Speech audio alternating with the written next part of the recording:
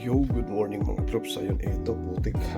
Mag-alas 6 pa lang ng umaga. Tapos eto, magala kasi yung tropa nagkahiyaan na gumala. Kaya ito, susulitin ko na. Siyempre, kasi 3 weeks na lang, uwian na susulitin ko na kasama ang tropa dito tsaka mga gala. So, ayun, tara mga troops, sama tayo sa gala namin.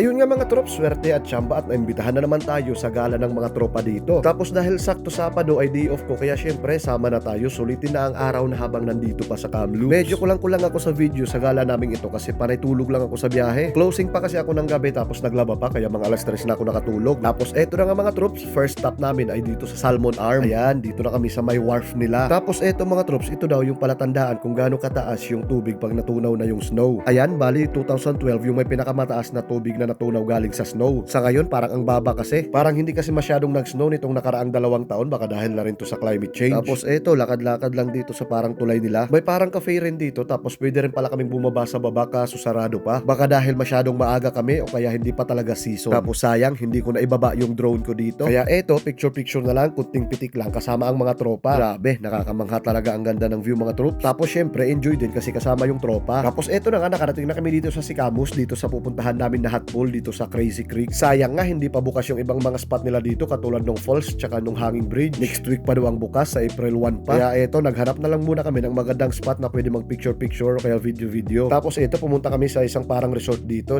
sa Tree Valley Cap. Kaso wala din, sarado pa para sa season na to. Baka hinihintay pa uminit-init yung panahon. Kaya eto, dumana lang muna kami dito sa may lake. Malapit lang din doon sa Tree Valley Gap na yon. Tapos eto na nga mga troops, nilabas ko na yung aking drone. Susubukan ko kung maganda ba ang kuha dito. Kaso hindi ko na masyado pinalayo at hindi ko na pinalipad ng mahaba kasi isa lang yung battery na dala ko. Yung 3 extra batteries ko ay hindi ko na ipasok sa bag ko dahil sa sobrang pagmamadali. Syempre, may mga pupuntahan pa tayong magagandang mga spot kaya yun nire-reserve ko yung aking drone para doon. Tapos napagdesisyonan nga namin mga troops na dumiretso muna ng Revelstoke para doon kami mag-almusal. Hahanap lang kami ng spot kung saan kami pwede mag-almusal. Tapos ito na, nasa Revelstoke na kami kaya ayun, syempre papa na sheesh. Tapos ayun, solid, may dinuguan na dala sila Carlo, tapos may dinakdakan din na dala sila Jerome, kaya solid na solid yung papa mga troops. Tapos syempre, isang pitik lang bago bumalik ng Sicamous, bumalik ng Crazy Creek. Tapos ayun na, pagkabalik namin dito sa Crazy Creek ay nandito na rin yung tropa na hinihintay namin. Kaya ayun, sit up na muna, mag-iihaw-ihaw muna, barbecue muna tayo mga troops. Syempre, papa uli kasi bubusugin natin yung tiyan natin kasi mamaya bubusugin naman natin yung mga mata natin. Syempre, mambubuso,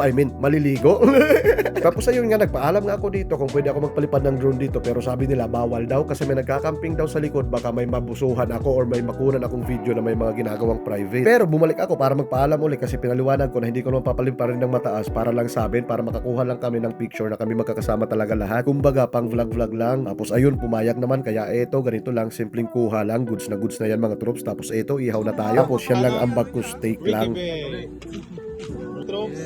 Yan. Wala basta sa TV ha, kay Tulpo. Zero penny na ata. Tapos ayun nga, habang nag-iihaw, syempre isang pitik muna. Tapos diretso ligo na. Sayang, nung naliligo kami, hindi namin dinala mga cellphone namin. Nakala kasi namin bawal, pero yung iba nagsi-cellphone naman doon. Sayang, ang dami sanang magagandang view doon.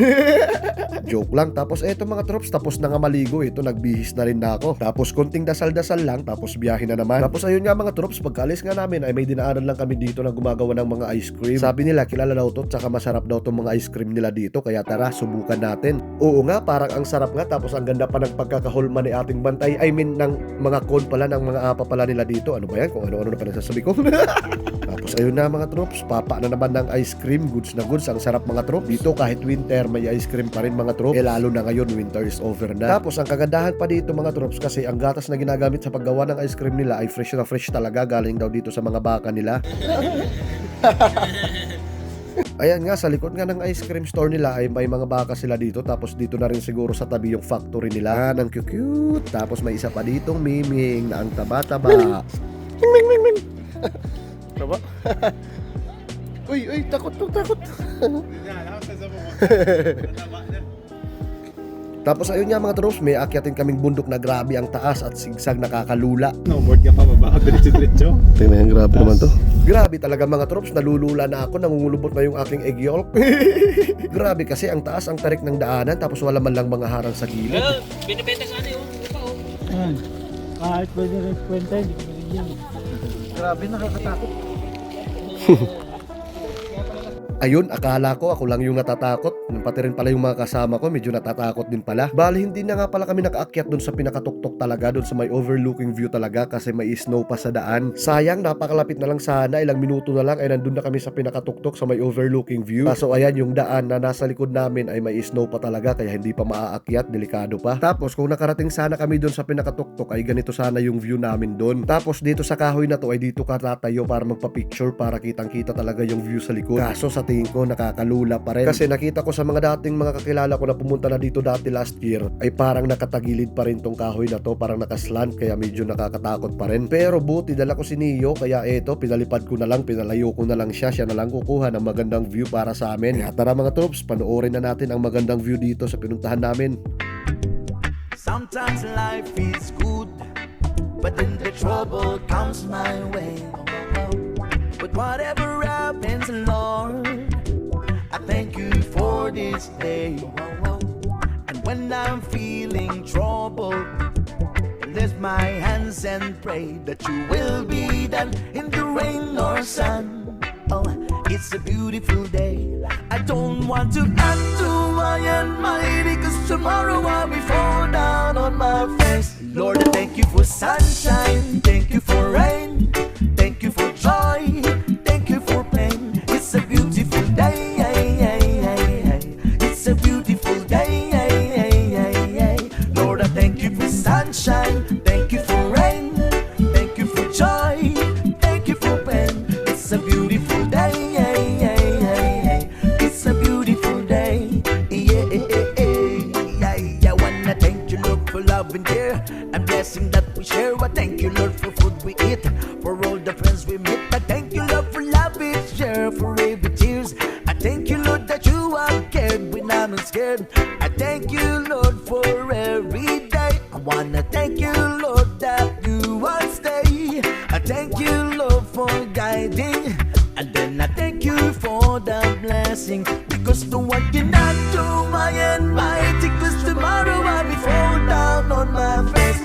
Tapos ayun nga mga troops, yun lang yung kuha ko dun sa magandang view. Hindi ko na masyadong pinalayo si Neo, malakas kasi ang hangin masyado sa taas. Tapos syempre ayun, isang picture lang namin doon. Tapos eto, last stop na namin dito sa Sicamous Public Beach Park. Tapos sa mga oras nito ay medyo pagod-pagod na nga kami. Siguro hindi sa biyahe, siguro dahil medyo nag-enjoy kami sa kakababa doon sa hot pool na yon. Yung feeling na nakaka-relax tapos gusto mo na lang matulog talaga. Kaya ayun, dito may kanya-kanyang picture na lang, wala na kaming group photo dito sa last destination na pinuntahan namin. So ayun nga mga troops, sulit na sulit yung araw ng day off ko na ito. Tapos syempre dahil ilang araw na lang, ilang linggo na lang uwian na, kaya sinulit ko na talaga. Kaya maraming salamat sa mga tropa na ito na nag-invite sa akin para sumama. Isang karangalan makasama kayong lahat mga troops. So ayun mga troops, hanggang dito lang muna. See you sa next video. Thank you. Have a good one.